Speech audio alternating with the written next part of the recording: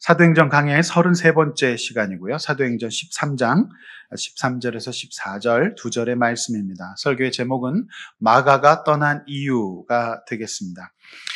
성경에는 이제 요한이라고 되어 있는데 마가는 로마식 이름이고요. 그다음에 요한은 히브리식 이름이 되겠습니다. 그래서 마가라 하는 요한 이렇게 되어 있고요. 성경에는 이제 마가라는 이름이 더 많이 쓰이고 있습니다. 그래서 요한이 히브리식 이름, 마가가 이제 로마식 이름이라는 거 아시고 동일 인물이라는 것을 아시고 편의상 오늘은 마가라고 제가 부르도록 하겠습니다.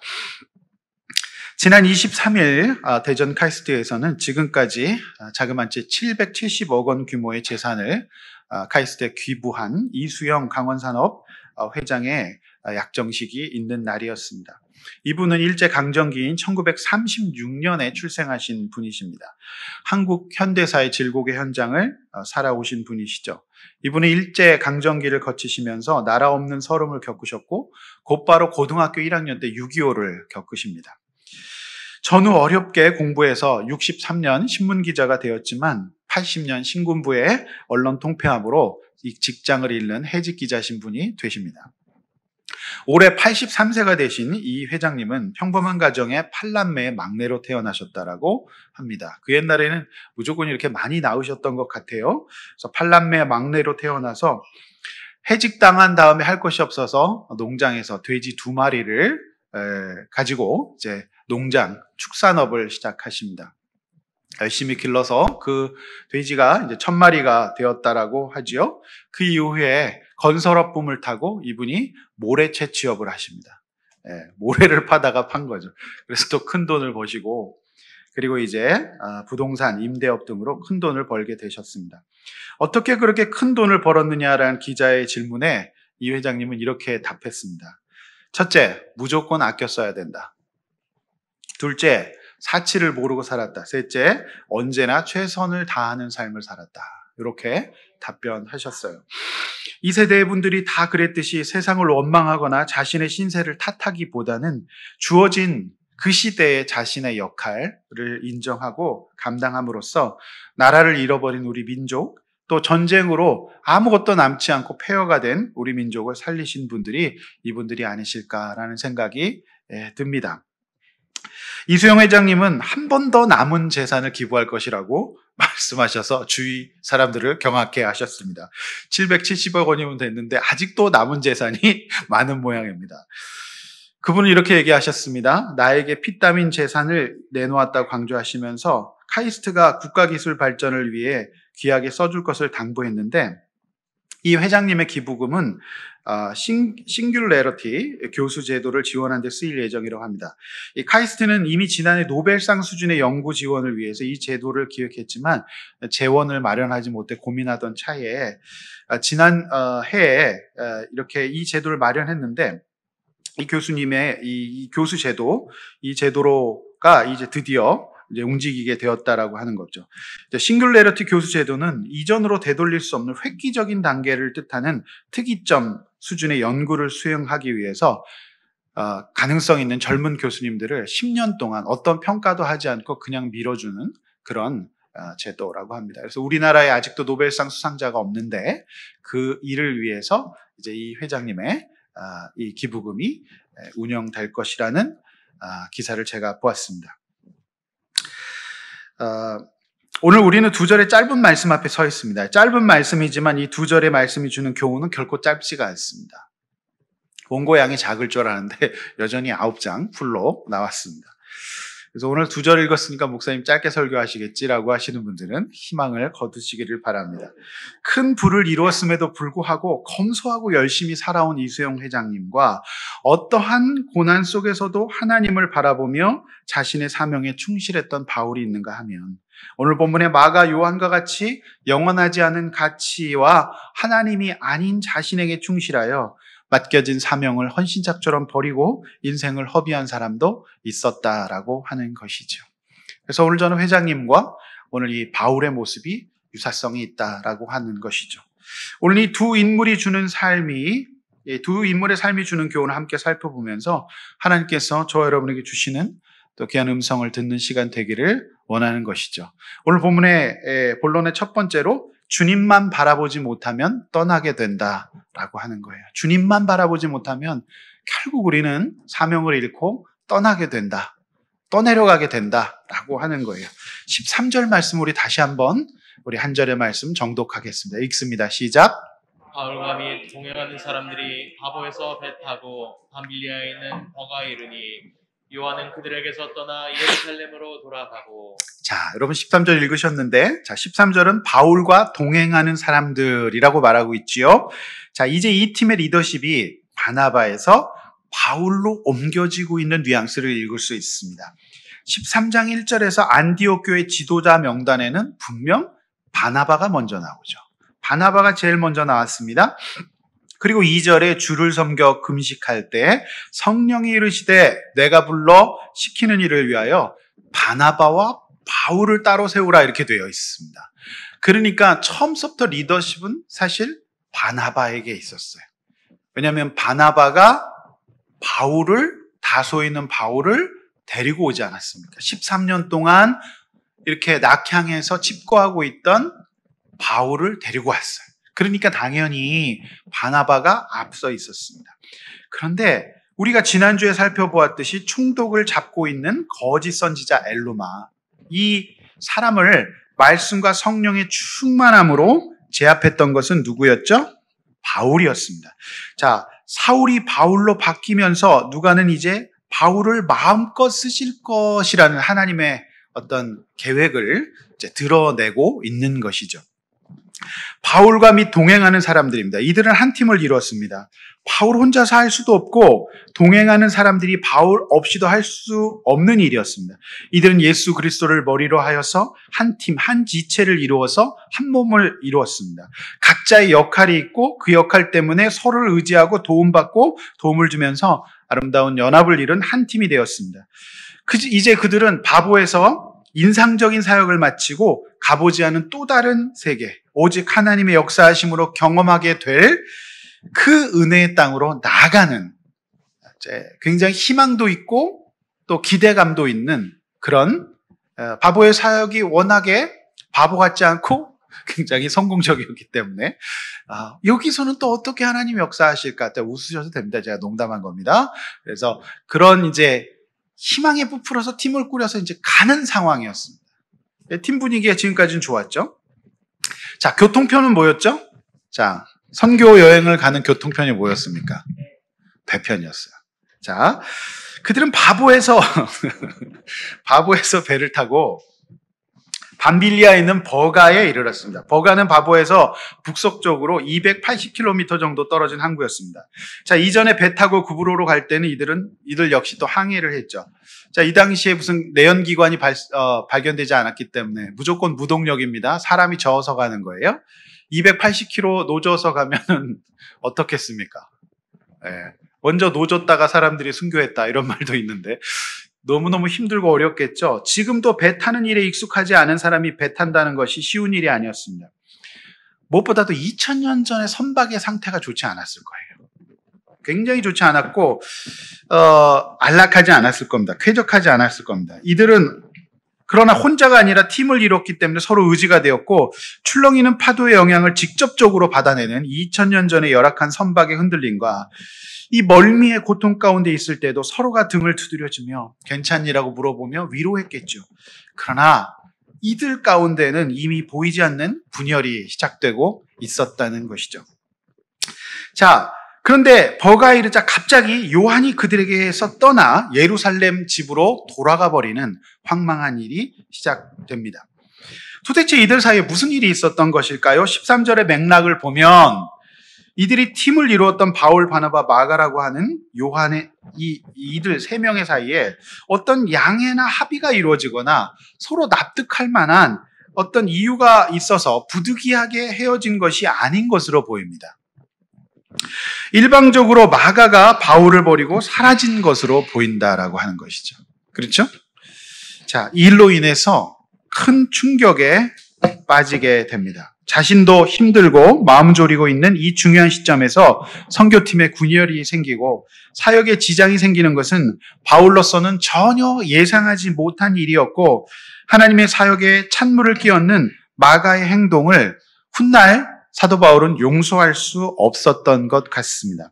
훗날 이 일방적이고 예의 없는 행동으로 인해서 사도행전 15장 37절 41절 말씀은 결국 그를 데려온 바나바와 바울이 심하게 다투고 갈라서게 되는 결과를 가져오게 되었다라고 기록하고 있죠.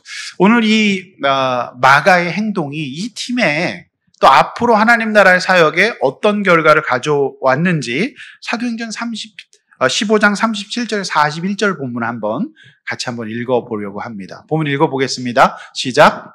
바나바는 마가라 하는 요한도 데리고 가고자 하나 바울은 밤빌리아에서 자기들을 떠나 함께 일하러 가지 아니한 자를 데리고 가는 것이 옳지 않다 하여 서로 심히 다투어 피차 갈라서니 바나바는 마가를 데리고 배 타고 그브로로 가고 바울은 신라를 택한 후에 형제들에게 주의 은혜의 부탁함을 받고 떠나 수리아와 길리기아로 다니며 교회들을 견고하게 하니라.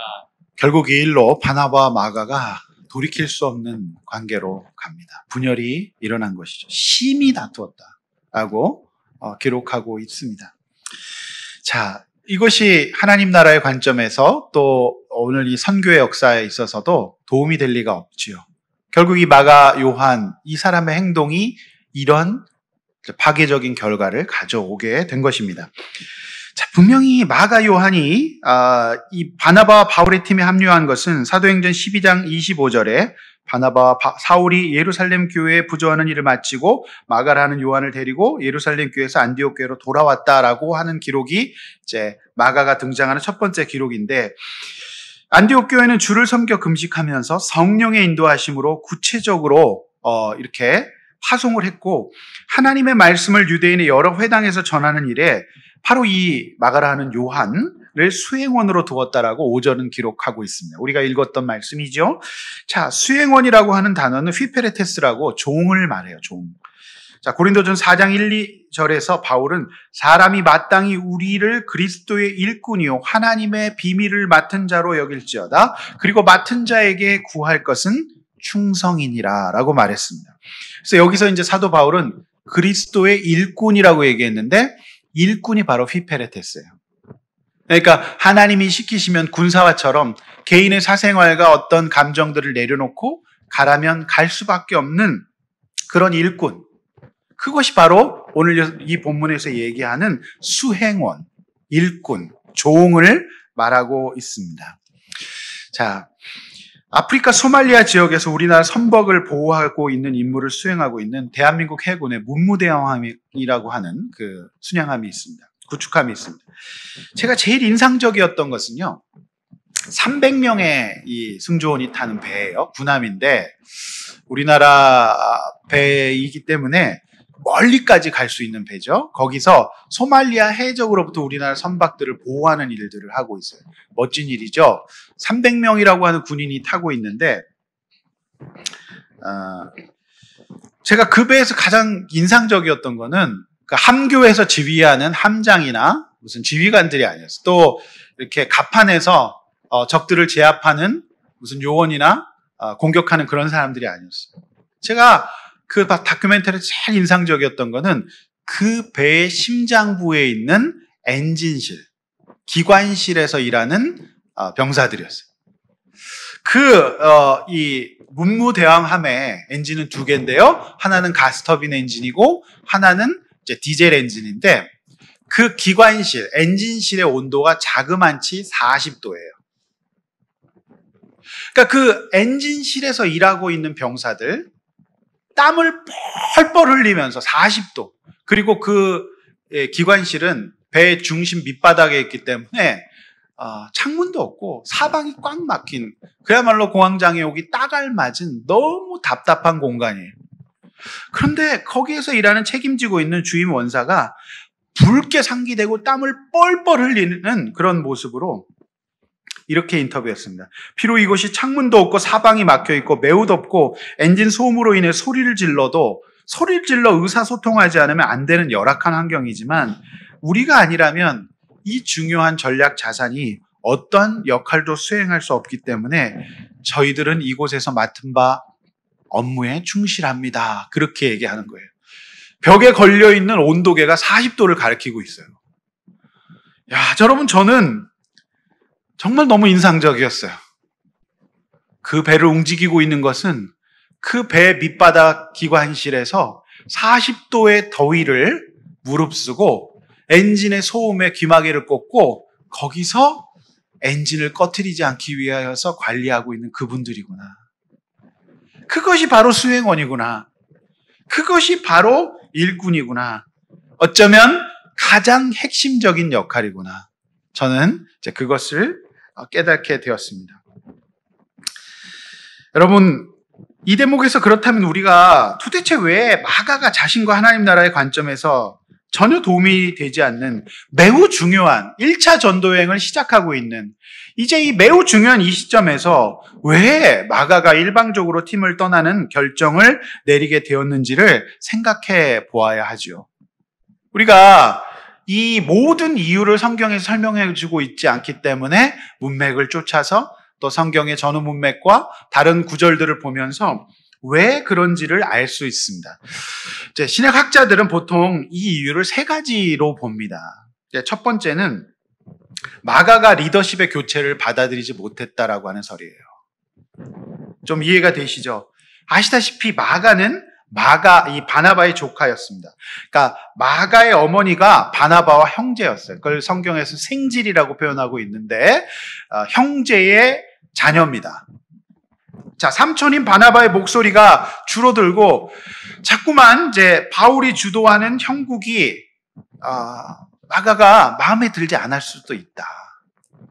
그런 인간적인 생각 때문에 소위 이 작은 팀에서 이제 파벌이 생겨서 그랬다라고 하는 주장이에요. 이런 주장이 있습니다. 여러분 어떻게 생각하시나요? 이건 아닐 거야. 그 정도는 아니겠지. 이렇게 생각하시죠? 네. 저도 조금 석연치는 않아요. 그런데 이제 분명히 이제 이 사도행전에서 리더십의 교체를 뜻하는 듯한 이제 뉘앙스를 풍기고 있기 때문에 연약해지면 그럴 수도 있겠다. 빈정이 상할 수도 있겠다. 삼촌 바라보고 왔는데 삼촌이 자꾸 뒤로 처지는 거예요. 그런 인간적인 마음 때문에 파벌이 생길 수도 있다라고 하는 해석이고요. 두 번째는 마가의 태생적인 한계예요. 이 얘기 뭐냐면 마가는 예루살렘에서 최고 부잣집의 아들이었습니다. 그의 어머니는 마리아였죠. 사도행전 12장 12절은 마가라 하는 요한의 어머니 마리아의 집에 가니 여러 사람이 그 집에 모여있더라. 120명이 모일 수 있을 정도의 굉장한 부잣집이었고 그 사람들을 먹이고 장기간 기도할 수 있는 그러한 능력이 있었던 예루살렘의 이수영 회장님이라고 보면 되겠습니다. 그냥 많은 사람들이 예루살렘 가면 무조건 마리아의 집에 가는 거예요. 그 집에 가면 굶지 않을 수 있고 잘 수 있고 넓고 쾌적한 집이 있는 겁니다. 여러분 마리아 되시길 바랍니다. 네. 그러니까 그 집에 완전 부잣집에서 태어난 고생 한 번도 해보지 않은 이 집이 얼마나 좋았냐면 예수님이 이 집에서 만찬도 하셨잖아요. 그냥 역사적인 집입니다. 유명한 집이에요.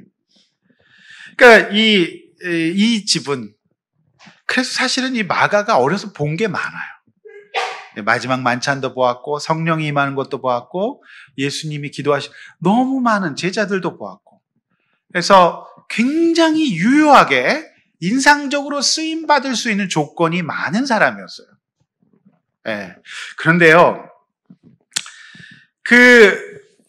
마가의 태생적인 한계는 그냥 부잣집 도련님으로 자란 거예요. 그래 놓으니까 고생 한 번 안 하고 지냈던 마가가 이제 고생스럽고 또한 앞으로도 수많은 고난이 예상되는 전도여행의 길에 막상 나서 보니 도무지 감당이 되지 않았던 거다라고 하는 이제 해석이 있습니다.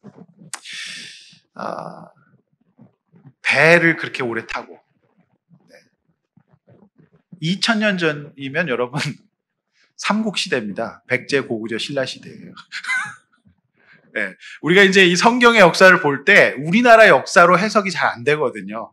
꼭 어제일 같이 성경 읽으시는데 사실은 더 정확히 얘기하면 원삼국 시대입니다. 부여 막 이런 나라 있을 때. 지금 굉장히 지금 우리 옛날 추억 돋습니다. 이 시대예요. 그 시대의 배예요. 거의 뗏목에 비슷한. 물론 이제 조선 기술이 더 이제 발전했을 수도 있겠지만 열악하다라고 하는 말씀입니다. 세 번째, 이제 이 버가에 돌았던 돌림병 때문이다라고 하는 견해예요. 그러니까 인간은 진짜 이 총균세라고 하는 그 책에 보면 이 돌림병이 굉장히 이제 심각한데요. 버가는 14절에 BCD 안디옥에 비해서 굉장한 저지대였습니다. 그래서 항구와 멀지 않은 곳에 있었어요. 그래서 이곳은 덥고 습해서 각종 전염병이 창궐해 있었다. 이제 말라리아 같은 병들이죠. 그래서 수많은 사람들의 목숨을 앗아갔다고 합니다. 자, 마스크를 쓰지 않았던 각국 정상들이 코로나에 감염되는 일들이 일어나고 있습니다. 특히 지난 주간에 미국 트럼프 대통령 내외가 코로나 바이러스에 감염됨으로써 코로나 바이러스 사망자 1위 국가인 미국은 앞날을 예측할 수 없는 혼란에 빠지게 되었습니다. 지금도 이런데 2000년 전에 이 상황이 얼마나 어려웠을까요? 자, 부잣집 아들로서 한 번도 고향을 떠나본 적이 없었던 마가는 돌림병이 창궐한 이 척박한 선교지의 환경을 보고 당연히 강한 향수병이 올라왔겠죠. 성령의 인도하심을 받아서 이곳에 보내심을 입었다고 할지라도 당장 그가 모든 환경을 해석하고 주님을 바라보면서 버티기에는 젊은 20대 젊은 청년 마가로서는 너무나도 역부족이었던 것 같습니다. 자, 마가를 파송한 안디옥 교회로 돌아간 것도 아니고 아예 어디로 갑니까? 예루살렘 고향으로 돌아갑니다. 예. 이것은 그가 하나님께서 그에게 주신 사명을 내려놓고 하나님의 시간을 허비하고 자신의 세계에 갇혀서 주님을 바라보지 못했다라고 하는 뜻이죠. 마가는 자신의 가장 찬란한 젊음의 때를, 그 소중한 때를 주님을 위해서 사용하지 못했다라고 하는 거예요. 자, 그러면 그가 그 시간에 대단한 일을 했을까요? 그토록 바라던 삶을 살아서 그는 행복했을까요? 여러분, 저는 아니라고 봅니다. 인간의 연약함은 이처럼 성령을 거스릅니다. 이때 인격적인 성령님은 초여러분을 강권하세요. 여러분, 오늘 이 시간에 예배 시간에 성령께서 여러분을 강권하십니다. 또 목사인 저도 여러분을 위해 기도하고 여러분이 말씀을 듣고 하나님의 인도하심을 받을 수 있도록 강권합니다. 전화를 드리고 카톡을 하면서 강권합니다. 그러나 여러분들이 그것을 정거부하시면, 그리고 거부하고 자신의 뜻대로 살아간다면 성령님은 그냥 지켜보실 수밖에 없어요. 이것이 하나님이 일하시는 방식이에요. 왜 그럴까요? 인격적인 하나님이시기 때문에 그래요. 그가 이 중요한 때 공동체를 떠나는 것은 위에서 말씀드린 세 가지 요소가 저는 복합적으로 작용했을 거라고 봐요. 네. 지금 삼촌도 좀 찌질해 보이고, 네? 좀 낯선 바울 좀 무서워 보이기도 해요. 막 그 현장에 있었잖아요. 막 입닥치라 그러고 막 무섭게 하고 막 그러니까 좀 힘들지 않았을까요?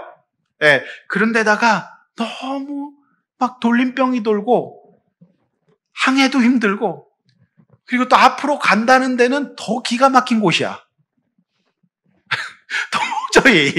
도저히 함께 할 수가 없을 것 같다는 생각이 들어요. 이게 복합적으로 이게 다 작용했을 거라고 저는 봅니다. 세 번째 돌림병의 이유로 버가에서 복음 한번 전해보지 못하고 바로 험한 산악지대를 통과해야만 되는 BCD 안디옥으로 가야 될 것 같다는 이제 바울의 계획을 듣고 그는 도저히 이제 기가 질려서 나는 못한다라고 하는 자신의 모습을 이제 보게 됩니다. 그의 마음은 이랬을 것 같아요. 잘 생각해 보세요. 일단 첫 번째, 무섭고 죽을 것만 같고 두렵고 그래서 아무것도 못할 것 같은 거의 공황 상태에 빠집니다. 이 상황 자체가 그냥 이 마가는 너무 불편하고 싫었어요. 여러분, 캠핑은 1박 2일, 2박 3일 해야 캠핑이지 계속 캠핑하면 노숙자입니다. 노숙자예요. 집이 없는 거죠. 네? 차박도 하루 이틀 해야 차박이지 계속 차박하면 그건 진짜 집이 없는 홈리스입니다. 그래서 어떤 상의도 없이 그는 떠나버린 거죠. 그냥 말이 안 되니까, 이 상황에서. 말을 할 수가 없는 거죠. 삼촌과 바울에게. 그러니까 이제 자기 문제에 빠져서 말을 할 수가 없는 거죠. 그러니까 이제 도망가 버린 겁니다. 자, 다행히 이제 훗날의 마가는 어떨까요? 다행히 마가는 나중에 처리됩니다. 회개하고 다시 바울 곁으로 돌아와요. 자, 바울과 바나바는 다시 만납니다. 자, 중간에 어떤 일이 있었는지 성경에 기록되어 있지 않아요. 그런데 훗날 화해하고 함께 쓰임받은 그 모습만 성경에 기록이 되어 있어요. 그러니까 그 기간에 마가가 사실 시간을 허비하고 있었다는 거죠. 옥중서신의 기록에서 찾아볼 수 있습니다. 한때는 감옥에 같이 갇혀서 이 바울을 뒷바라지했던 것으로 보여요. 그래서 여러분 세 장의 구절, 골로새서, 디모데서, 그 다음에 빌레몬서인데요. 이 세 구절, 이제 정신 차린 마가가 나중에 나이 먹어서 어떻게 철이 들었는지에 대한 기록, 세 구절 함께 같이 읽어보도록 하겠습니다. 읽습니다. 시작. 나와 함께 갇힌 아리스다고와 바나바의 성질 마가와 이 마가에 대하여 너희가 명을 받았음에 그가 이르거든 영접하라. 네. 그리고 누가만 나와 함께 있느니라. 내가 올 때 마가를 데리고 오라. 그가 나의 일에 유익하니라. 네. 또한 나의 동역자 마가, 아리스다고, 데마, 누가가 무난하느니라. 네. 다행이죠.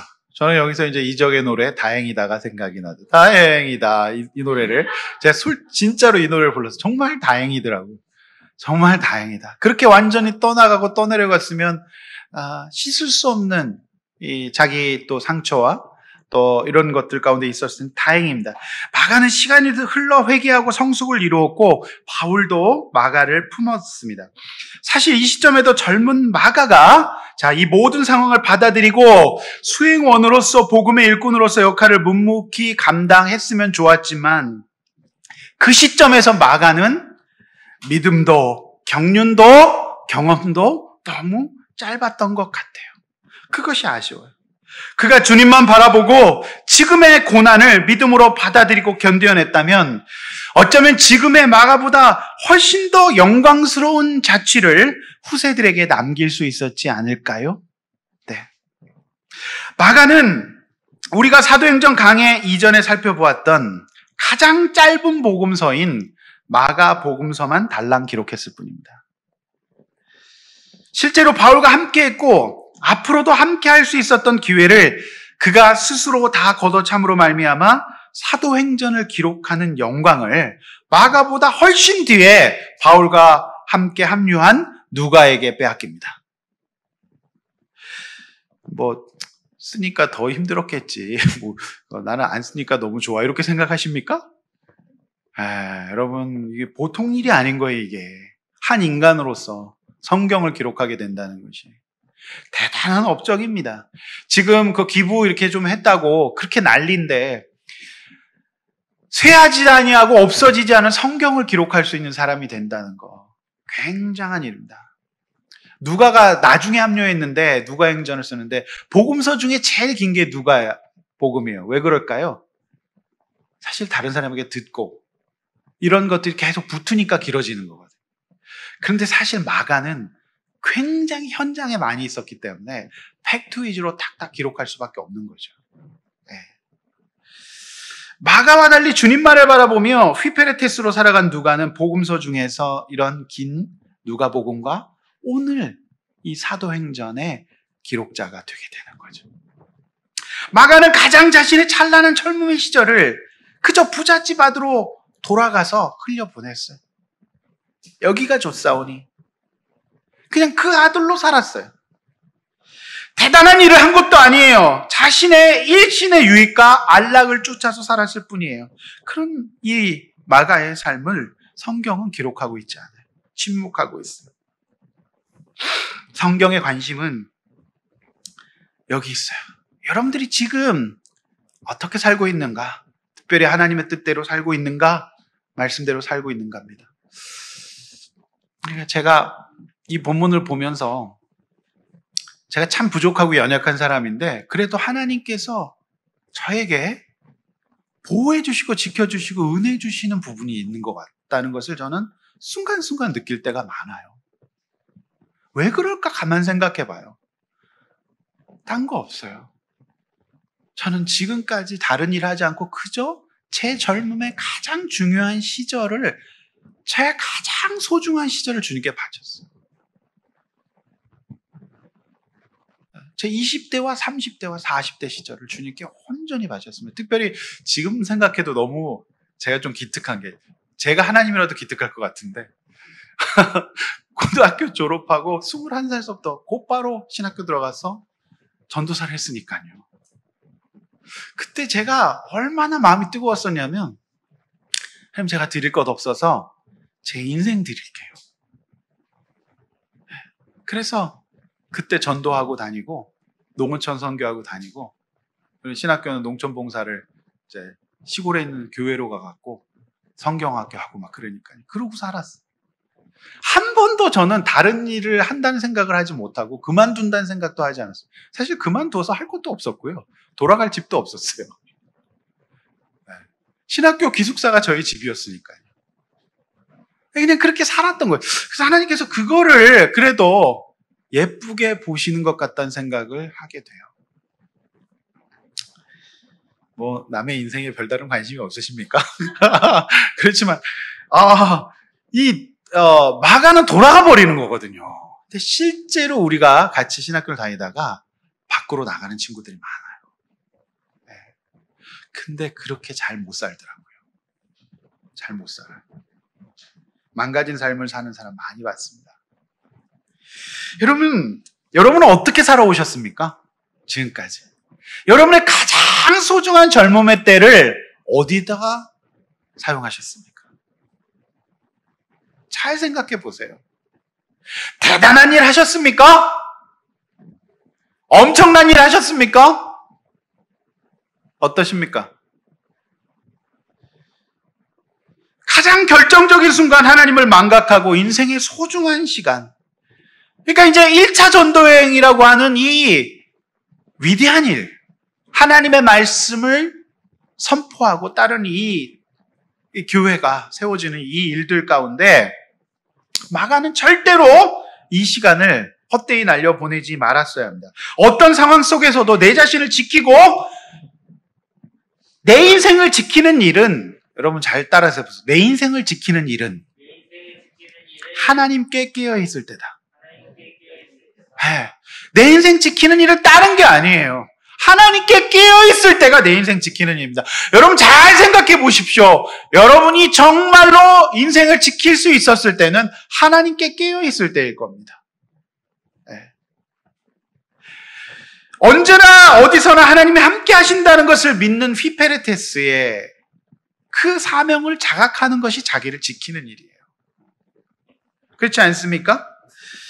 자신과 자신들의 가족들만 하는 경박한 그리스도인이 아니라 하나님과 하나님 나라를 섬기는 품격 있는 그리스도인으로서 살아가게 되는 것이 바로 이것이죠. 깨어있는 것이 가장 자신을 사랑하는 일입니다. 할렐루야. 깨어있지 않고서는 이 세상을 새롭게 할 수 있는 일은 아무것도 없어요. 아무것도 없어요. 하나님 앞에 깨어있는 것이 자기 자신의 삶을 하나님의 영광 속에 두는 일입니다. 할렐루야. 너무 중요한 일이에요. 마가는 오직 하나님만 바라보며 자신이 맡은 수행원의 일을 감당하면 됐어요. 마치 문무대항한 기관실의 병사들이 40도의 열기를 견디며 엔진을 돌려서 임무를 수행할 수 있도록, 그 큰 배가 돌아갈 수 있도록, 적의 공격으로부터 피할 수 있도록, 우리 상선들을 보호할 수 있도록 프로펠러가 돌아야 되잖아요. 그래야 배가 움직이지 않습니까? 그들이 만약에 그 수행원의 역할을 감당하지 않으면 배는 무용지물이 되는 거예요. 누가 그들의 인생이 하찮다라고 얘기합니까? 그 바닥에서 땀을 흘리면, 저는 그것이 진짜로 아름답게 보였어요. 그리고 고귀하게 보였고 자신을 지키고 자신을 아름답게 하는 것으로 보였습니다. 그 시간에 그렇게 땀 흘리지 않고 딴 데 가서 땀 흘리지 않겠습니까? 그게 무슨 의미가 있겠습니까? 여러분, 이 마가는 가장 결정적인 순간에 자신의 휘페레테스를 망각하고 자신과 공동체의 분열을 가져옴으로써 정말 무서운 것은 자신과 타인의 삶을 동시에 해치게 된다는 거예요. 자신도 해치고 타인도 해치고. 이게 정말 무섭습니다. 명심하십시오. 자신과 타인을 동시에 해치는 행동이었습니다. 경찰청 통계에 따르면 20대 이상의 여성 가출자가 27,066명이라고 합니다. 그 중에서도 1,271명이 아이가 있는 전업주, 결혼해서 아이가 있는데 하루 평균 28명이 남편과 아이들을 버리고 집을 나간 셈이라고 합니다. 이 통계가 꽤나 오래된 2000년대 중반의 통계임을 감안할 때 지금 시점에서 저는 더 늘어났을 거라고 생각해요. 하루 평균 28명의 아이와 남편이 있는 20대 여성들이 그들을 버리고 집을 나간다는 거예요. 물론 얼마나 힘든 사정이 있으면 그랬겠습니까? 그러나 우리가 알다시피 이런 행동은 자신이나 가족들 모두에게 도움이 되지 않는 그런 행동이겠죠. 자, 여러분, 하나님은 저와 여러분에게 어떤 수행원의 역할을 맡기셨을까요? 맡은 자에게 구할 것은 충성이라고 했는데 가정과 공동체에서 그 역할을 잘 감당하고 있습니까? 젊은 요한이 믿음에 부족한 상태에서 바울과 공동체를 떠나는 것은 이해는 되나 어리석고 안타까운 행동이었어요. 주님을 바라보십시오. 무려 40도의 문무대항함 찜통 기관실에서 묵묵히 엔진을 돌리고 있는 병사들의 노고를 함장은 반드시 기억하고 있습니다. 함장이 모를 리 없어요.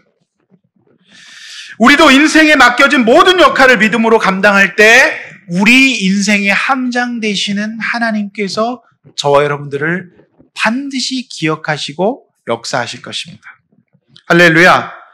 성령께서 인도하시고 보내신 이상 감당할 힘도 주실 것입니다. 특별히 오늘 청년들은 굉장히 긴장하셔야 됩니다. 그래서 사실은 청년의 신앙은 정말 믿기 어렵다. 이런 만고불면의 진리가 있습니다. 또는 청년은 사람도 아니다. 이런 말도 있습니다. 네. 왜냐하면 마가가 이렇게 큰 변을 보아놓았기 때문에 그렇습니다. 네. 네. 그래서 시간이 필요한 거예요. 네. 그래서 청년들 따라 해보세요. 나는 그런 청년이 아닙니다. 네, 꼭 이렇게 얘기하는 청년들이 마가처럼 큰 변을 봅니다. 네. 네. 정말, 청년들, 우리 학생들, 정말 결혼해서 나이가 먹고 시간이 지나야 돼요. 네. 그렇지만 우리 청년은 진짜 안 그럴 거라고 저는 생각합니다. 오늘 말씀이 여러분의 발목을 잡을 수 있길 소원합니다. 네. 자, 이렇게 한번 나눠봅시다. 원가정의 쓴뿌리와 두렵고 힘든 현실 때문에 외면하고 싶은 하나님께서 나에게 맡겨주신 수행원의 역할은 뭘까요? 또 어떤 상황에서도 주님만 바라보며 맡겨주신 자리를 떠나지 않고 잘 붙어 있나요? 우리 한번 이 부분을 나에게 맡겨주신 수행원의 자리가 무엇인지를 한번 우리가 나눠봤으면 좋겠습니다. 우리 두 번째, 주님만 바라보면 한 걸음 더 나아갈 수 있다라고 하는 거예요. 주님만 바라보면 어떻게 한다고요? 한 걸음 더 나아갈 수 있어요. 14절 말씀 우리 한 번 더 읽겠습니다. 시작.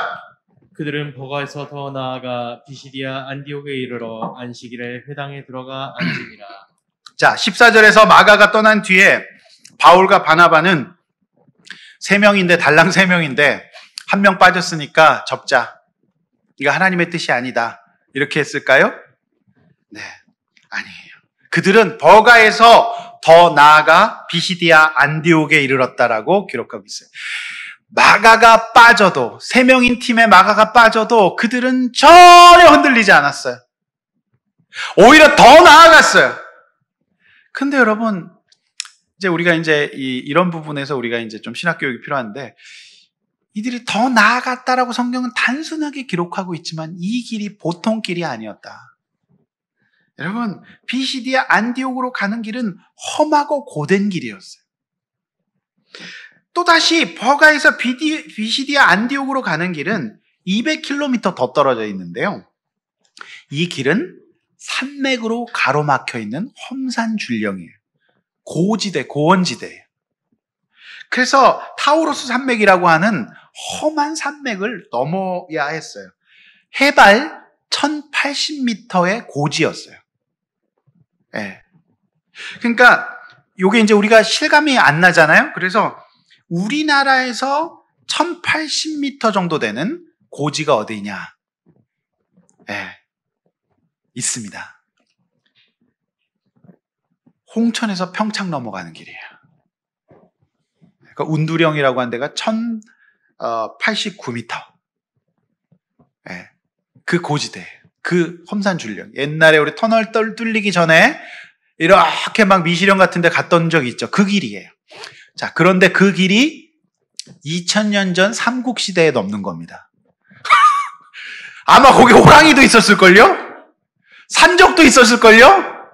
그 길을 넘는다는 거는 떡을 가지고 올라가서 호랑이를 만나면 떡을 주면서 이렇게 재미없어요? 굉장히 기획한 멘트인데 떡을 주면서 도망갔을 거예요. 그렇지 않겠습니까? 산적이 얼마나 다 털리고 죽을 수도 있고 위험하고 맹수가 많고 길은 또 제대로 무슨 도로가 어디 있겠습니까? 거기서 비라도 만나면 정말 떠내려갈 수도 있고 삼국시대의 미시령이라고 생각하십시오. 이게 되게 무서운 길이에요. 힘들어요. 그러니까 로마 군인들도 실제로 통제하기 어려웠던 길이라고 해요. 그 길이. 너무 이제 산적이 많아가지고 위험이 가득한 곳이에요. 그만큼 산맥을 통과하는 길은 위험했어요. 자, 우리는 참 이제 가보지 않고 이렇게 실감나게 얘기하는 저도 참 신기합니다. 그런데 실제로 제가 여기 가보신 분, 이 도시에서 거기까지 그 산길을 차로 넘어가신 목사님 얘기를 제가 들었습니다. 차로 3시간이 걸린대요. 그런데 얼마나 길이 험한지 뒷자리에 탔던 분들은 다 멀미를 했다 그래요. 그 정도입니다. 그런데 그 목사는 그런 얘기하죠. 이 길을 2000년 전에 도보로 넘었을 때 얼마나 힘들었을까.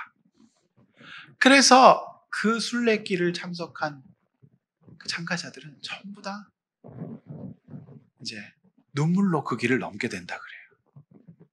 우리 바울의 전도여행 길을 함께 답사할 수 있는 기회가 있기를 소원합니다. 할렐루야. 터키에 우리 선교사님 계세요. 한번 갑시다. 상우야 가자. 목사님과 손잡고 터키 한번 가자. 얼마나 멋지겠어요. 그렇죠?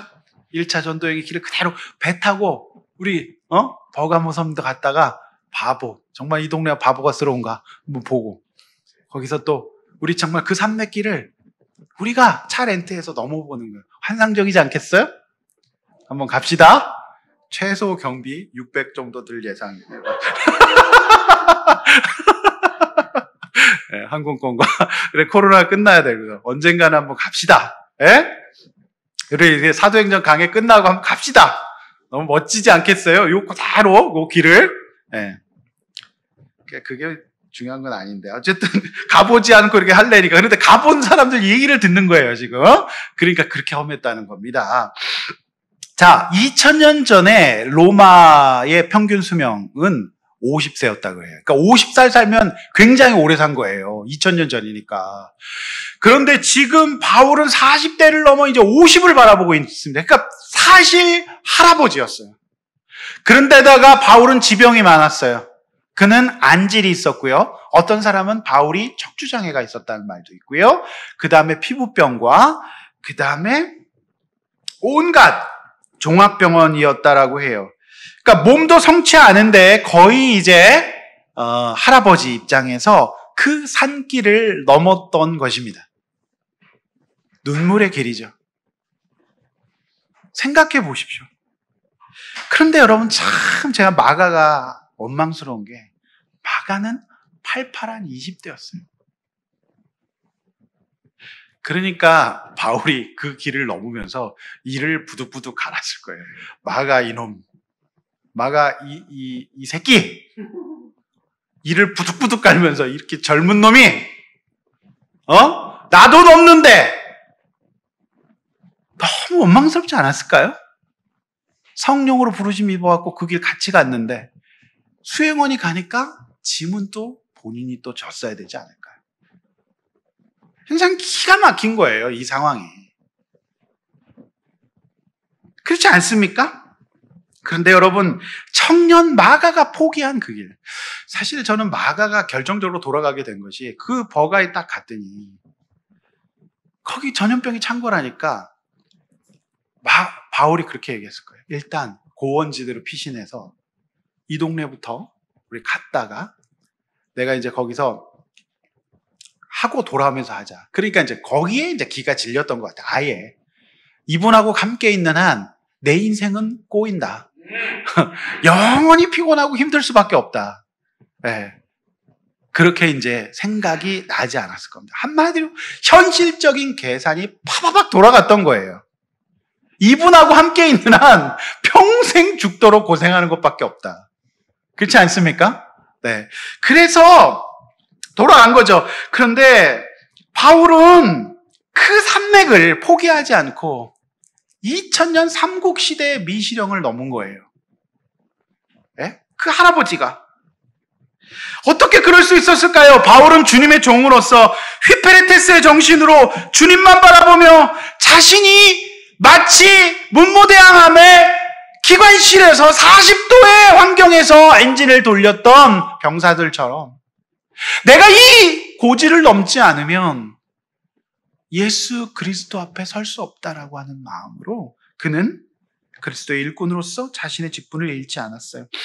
이런 바울의 멘탈에, 이런 바울의 자세에 어떤 험산줄령 산맥도 장애물이 될 수 없었습니다. 바울은 이미 타소에서 13년을 집거했어요. 아무도 찾지 않는 그 세월을 13년을 견뎠어요. 그리고 주님이 나를 부르시면 내가 그동안 잘못 살았던 내 삶을 회개하고 어떠한 삶의 환경에서도 나는 이제 반대로 살 거야. 그는 그때를 생각했을 거예요. 나를 아무도 찾는 이 없고 내가 죄 가운데 빠져서 사람을 죽였을 때 내 인생을 생각하면 절대로 그때로 돌아가고 싶지 않다.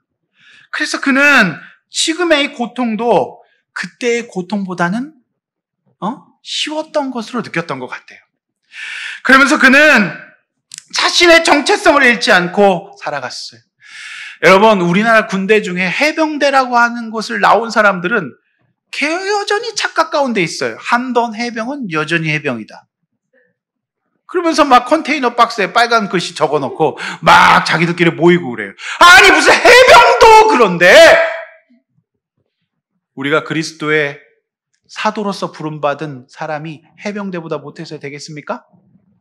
해병대는요, 늙어 죽을 때까지 계속 해병대 할아버지들 팔강모 쓰고 자신 해병 몇 기라고 계속 자랑하고 있지 않습니까? 여러분, 그리스도인 몇 개입니까? 그리스도인 몇 개예요? 모르시죠? 그거 알면 구원파입니다. 자, 이 모든 상황을 알고 있는 마가는 이 험난한 상황을 받아들이지 못하고 도망한 거죠. 바울은 몸에 질병이 많았어요. 혹자는 간질병도 있었다는 말도 있어요. 그러니까 그야말로 몸이 망가진 사람이었어요. 그래서 여러분, 몸이 망가져도 이러한 강한 정신과 멘탈은 사도 바울이 사명이 끝날 때까지 그의 육신을 지켜주었다는 것을 잊지 마시길 바랍니다. 아멘. 결국 주님만 바라보는 믿음의 열정은 병마도 꺾을 수가 없었고, 여러분 14절 말씀이 짧지만 굉장히 많은 것을 얘기해주고 있는데 결국 그가 어디 가서 앉습니까? 회당에 가서 앉아요. 그곳이 그가 앉을 곳이었어요. 할렐루야. 여러분, 여기서 또 한 번 하나님의 섭리를 느껴요. 그 하나님의 섭리는, 그러니까 사실 이 바울이 버가에서 병에 걸린 것 같아요. 그러니까 버가에 어렵게 도착을 했는데 그곳에서 바울이 사역을 하지 않을 이유가 없거든요. 그런데 버가를 패스하잖아요. 그 이유는 일단 자신이 병에 걸렸고, 그러니까 일단 고원지대로 피해서 저쪽 비시대 안디옥부터 복음을 전하고 자기가 낫고 항체가 형성이 되면 이제 돌아와서 이제 버가에서 사역할 계획이었던 것 같다라고 하는 것이 이제 해석자들의 정설입니다. 그러니까 그냥 지나칠 리 없잖아요. 그런데 오늘 본문에 보면 버가에 도착했는데 바로 패스하고 비시디 안디옥이라고 하는 고원지대로 가잖아요. 이제 바로 그것입니다. 자, 사도행전 14장 25절을 보면 답을 얻을 수 있어요. 바울은 돌아오는 길에 다시 버가에 들려서 복음을 전했다라고 하는 기록이 나와 있습니다. 할렐루야. 이것이 하나님의 이제 계획이었고 사도 바울의 계획이었어요. 이제 바울이 만약에 이곳에 아프지 않았다면 로마서와 함께 가장 바울의 위대한 서신으로 불리는 갈라디아서가 탄생할 수 없었을 겁니다. 바로 이것이 하나님의 섭리였어요. 자, 우리 사진을 한번 보겠습니다. 사진을 보시면, 이 사진을 보시면, 이제 우리가 안디옥에서 파송돼서 지난번에 부브로섬으로 갔다가 여기서 버가로 간 거예요. 그죠? 버가에서 바로 비시디아 안디옥으로 간 겁니다. 근데 제가 왜 이 사진을 보여드리냐면, 이 비시디아 안디옥 저 고원지대가 바로 이고니온, 루스트라, 더베를 통칭해서 바로 갈라디아 지방입니다. 이 지역, 갈라디아서가 탄생한 갈라디아서의 배경이 되는 곳입니다. 그러니까 말은 뭐냐면, 제가 드리고 싶은 말은 바울이 이곳을 아프게 되고 그곳으로 갈 수밖에 없었던 것은 바울이 그냥 재수가 없어서 병에 걸린 것이 아니라 하나님의 섭리로 저 갈라디아 지역에 교회를 세우기 위한 하나님의 섭리였다라고 하는 겁니다. 할렐루야. 여러분, 이 갈라디아서가 얼마나 대단한 책이냐면 로마서와 함께 복음의 진수를 보여주는 바울 서신의 양대 서신 중에 하나예요. 굉장히 중요한 책입니다. 여기에 오늘 회당에 가서 앉았다 그랬잖아요. 많은 유대인들이 있었어요. 쾌적한 동네였기 때문에. 그래서 이곳에 복음을 전하게 됩니다. 그런데 여러분, 갈라디아서가 어떤 책이에요? 훗날 마틴 루터가 이 갈라디아서를 묵상하다가 종교개혁을 결심하게 됩니다. 감동이 없나요? 밀려오는 감동에 눈물이 찔끔 나와도 부족합니다. 예? 그러니까 이 갈라디아서가 여기서 탄생한 거죠. 이게 하나님의 섭리였다라고 하는 겁니다. 할렐루야. 여러분, 바울의 인생은 하나님만 바라보는 인생이었어요. 그러나 청년은 하나님만 바라보지 못했어요.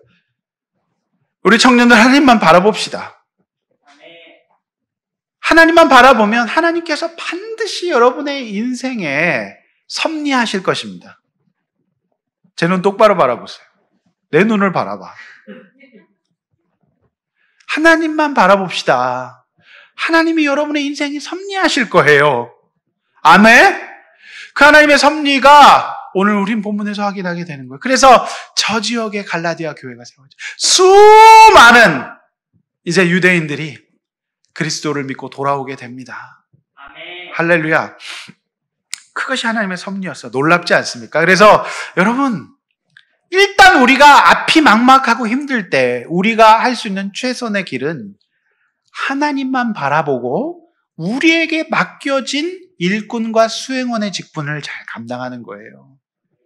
그것이 최선의 방법이에요. 그것이 나를 지키는 일입니다. 할렐루야.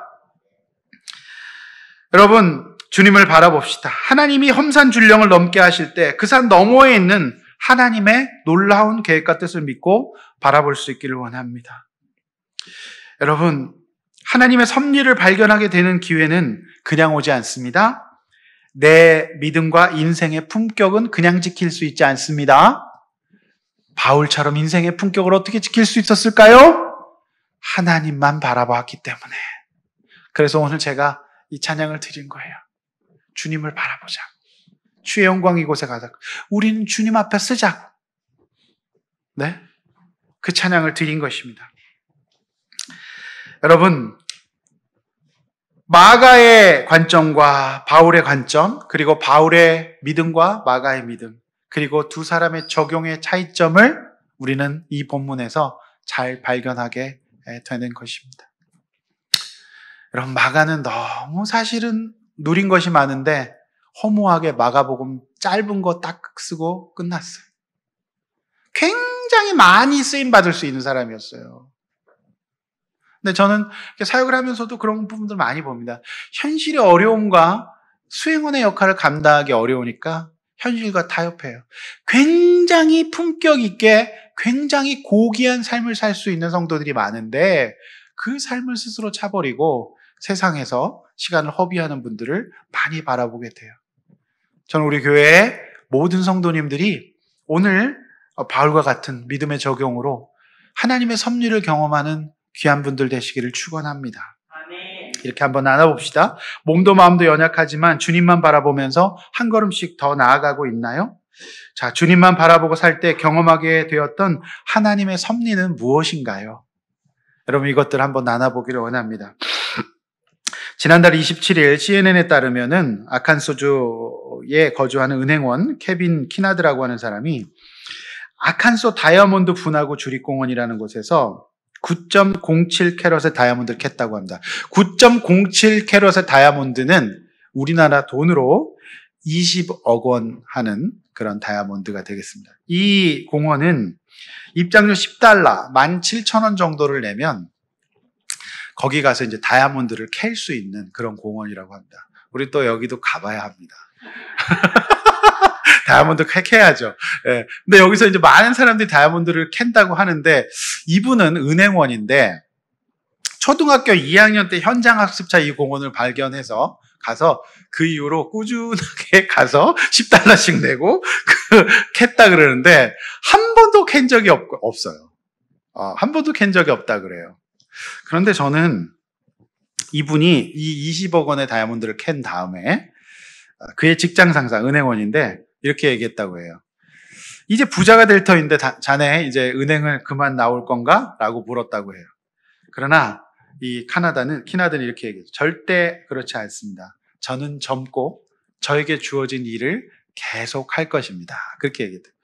저의 항상 그 관점은 이 후반부에 있는 이분의 이런 멘트들인데 저는 이분이 이 다이아몬드를 만날 수 있었던 이유도 일확천금을 꿈꾸고 직장을 그만두고 계속 한 것이 아니라 성실하게 자신의 일들을 감당하고 설령 다이아몬드를 캐게 될지라도 자신은 자신의 일을 계속 할 거라고 하는 이런 멘탈이 성실하게 이렇게 캤기 때문에 그가 이런 다이아몬드를 만나지 않았던가 이런 생각을 하게 됩니다. 아멘. 네. 그래서 무슨 얘기냐? 일확천금을 기대하지 마시고 주어진 수행원의 역할을 잘 감당하시는 게 최고의 일확천금이라는 사실입니다. 아시겠죠? 네. 20억 원의 다이아몬드가 주안점이 아닙니다. 네. 성실하게 주어진 수행원의 역할을 감당하다 보면 그런 행운이 올 수도 있다라고 하는 것입니다. 말씀 맺습니다. 주님만 바라보지 못하면 자신도 공동체도 못 지킵니다. 아시겠죠? 주님 바라보고 가정을 지키시길 바랍니다. 아멘. 어리석은 선택하지 마시기를 바랍니다. 나와 늘 함께 하시는 예수님을 바라본다면 바울이 그랬던 것처럼 놀라운 믿음의 보석을 발견하게 되는 우리 모든 아둘람교회 성도님들 되시기를 주의 이름으로 축원합니다. 우리 찬송하고 기도하겠습니다.